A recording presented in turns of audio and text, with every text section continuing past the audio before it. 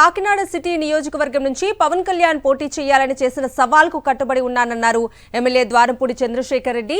తనపై పోటీలో గాజు గ్లాస్ గుర్తు ఉండాలని, లేకపోతే కాకినాడ వేదికగా తనపై చేసిన అవినీతి ఆరోపణలు అవాస్తవాలని బహిరంగ క్షమాపణ చెప్పాలని డిమాండ్ చేశారు.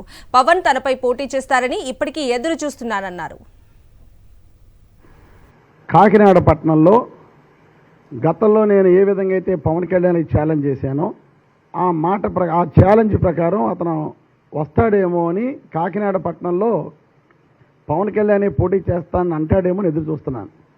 నా మీద వారాహి యాత్రలో కాకినాడ వచ్చినప్పుడు చాలా రకాల లేనిపోయిన ఆరోపణలు చేస్తే, నువ్వు నా మీద లేనిపోయిన ఆరోపణలు చేసావు, ప్రజాక్షేత్రంలో తేల్చుకుందాం రా అని రెడీగా ఉన్నానని చెప్పి ఆ రోజు నేను చెప్పడం జరిగింది. ఈ రోజు కూడా అదే మాటగా కట్టుబడి ఉన్నాను. తర్వాత నీ తొత్తులు కొందరు వాగారు, ఏమని నీ మీద పవన్ కళ్యాణ్ ఎందుకు, నీ మీద మా నాయకులు ఎవరెవరు చాలు అని. దానికన్నా నేను రెడీగా ఉన్నాను.